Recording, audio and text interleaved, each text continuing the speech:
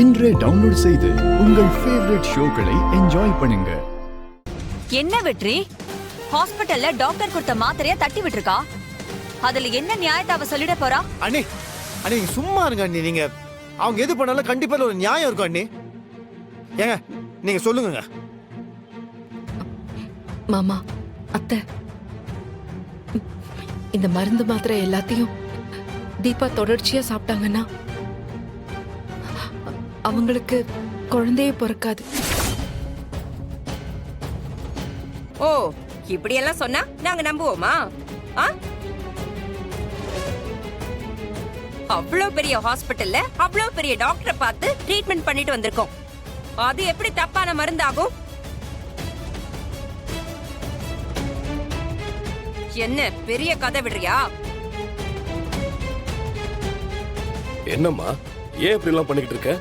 மாமா, நான் சொல்றதுல உங்களுக்கு நம்பிக்கை இல்லைன்னா நம்ம கிட்ட பிரிஸ்கிரிப்ஷன் இருக்குல்ல, அத உங்களுக்கு தெரிஞ்ச டாக்டர் கிட்ட கொடுத்து என்ன ஏதுன்னு விசாரிங்க.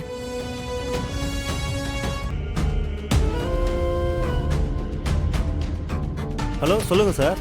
டாக்டர், உங்க நம்பருக்கு ஒரு பிரிஸ்கிரிப்ஷன் அனுப்பியிருக்கேன். ஆமா, அனுப்பியிருக்கீங்க.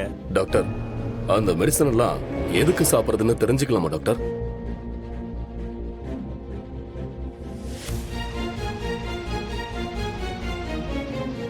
இந்த மருந்தை யார் சார் யூஸ் பண்றா? என் பொண்ணுதான் டாக்டர். உங்க பொண்ணா? உங்க பொண்ணுக்கு கல்யாணம் ஆகி 3 வருஷத்துக்கு மேல ஆகுது. குழந்தை இல்லைன்னு வேற சொல்லிட்டு இருந்தீங்க. ஆமா டாக்டர். அப்புறம் ஏன் சார் குழந்தை பொறுப்பை தள்ளி போடுற மருந்தை கொடுத்துருக்கீங்க? என்ன டாக்டர் சொல்றீங்க?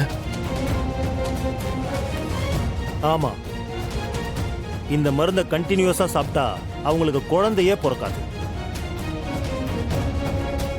டாக்டர், நாங்க குழந்தை பிறக்கும்னு நம்பிதான் ஒரு டாக்டரை பார்த்து இந்த மருந்தெல்லாம் வாங்கணும். எந்த முட்டாள் டாக்டர் அவன் இப்படி ஒரு மருந்தை குழந்தை பிறப்புக்கு பிரிஸ்கிரைப் பண்ணிருக்கான்? அவன் டாக்டரே இல்ல. உடனே அந்த மருந்தெல்லாம் ஸ்டாப் பண்ணுங்க, இல்லனா குழந்தையே பிறக்காது. சரி டாக்டர், தேங்க்யூ.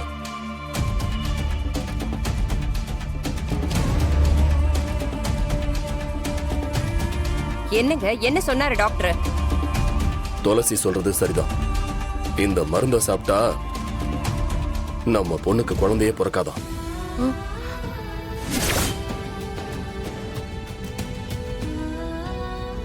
அம்மா கொஞ்சம் யோசிச்சு பாருங்க. அவங்க போய் நம்ம தீபாக்கு குழந்தை பிறக்க கூடாதுன்னு நினைப்பாங்களாமா? அம்மா, என் பொண்ணுக்கு இப்படி ஒரு மருந்து கொடுத்தாங்க.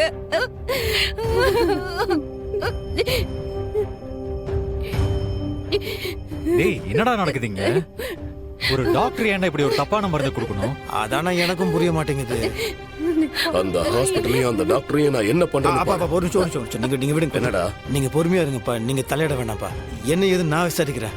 இதுக்கு பின்னாடி ஏதோ ஒரு தப்பான வேலை நடந்துட்டு இருக்கு. அதுக்கு யாரு காரணம்னு நான் கண்டுபிடிக்கிறேன்ப்பா.